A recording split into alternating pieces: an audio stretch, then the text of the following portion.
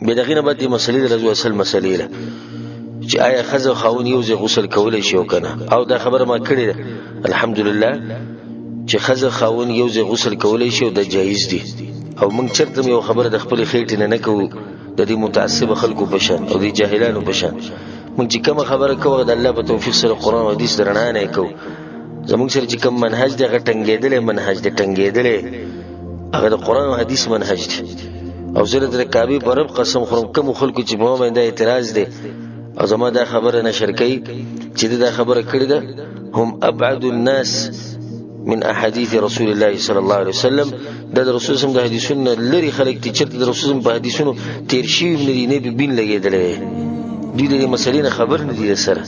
ولا لازم کې دوی خبري زه به د قسم غرض کې خبر و دا خبره به نه کړي او خبر نه دي مسلې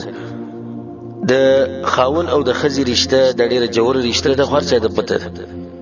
والله سبحانه وتعالى بالقرآن کې والذین هم لفروجهم حافظون الا على ازواجهم او ما ملكت ايمانهم فانهم غير ملومين. مؤمنان هغه چې خپل عورتونو حفاظت کوي الا د چې د خزي سره استعمالي یا د وینځي سره استعمالي نو الله چې د خلق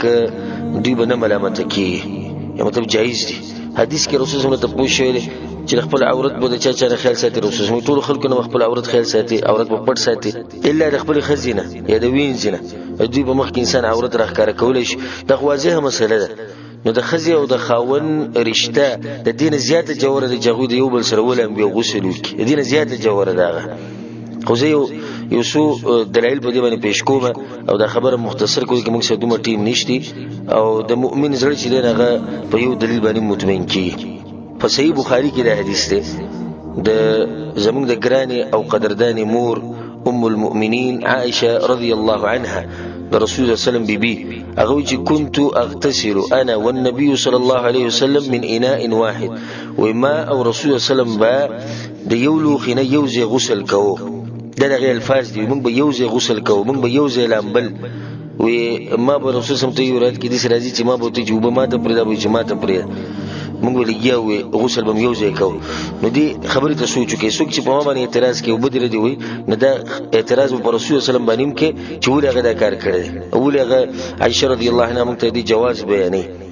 حافظ ابن حجر رحمه الله فتح الباری کوي دې حدیث په شرح کې و بعض علما د دې دا حدیث په دې باندې دلیل ګرځول دي چې سړی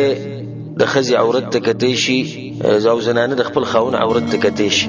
بلکې په دې کې یو صریح حدیث ته امام ابن حبان رحم الله راوړی دی. سليمان ابن موسى وی چې انه سئل عن الرجل ينظر الى فرج امراته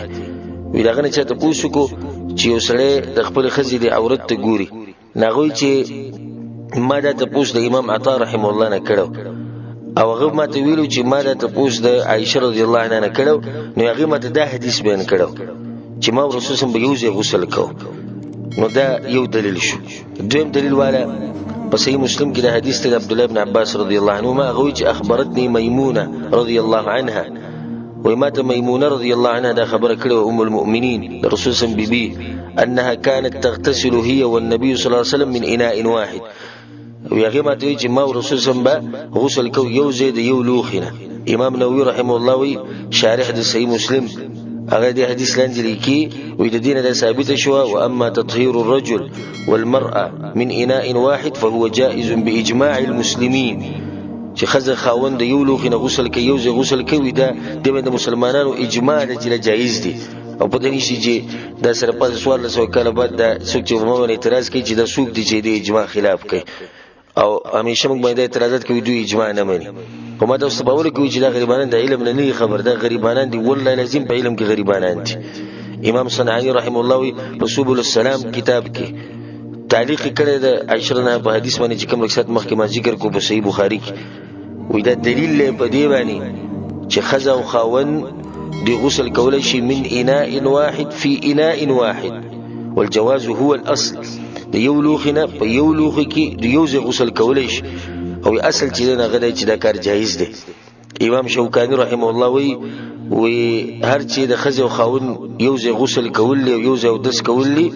فلا اختلاف فيه نو په دې کې خو د سره اختلاف نشته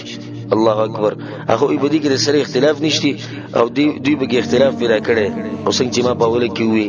چې د نور هیڅ نشتی خو د حق سره دښمنی ده او د حق په طریقه باندې بدنامي چې د خلک د دې حق نه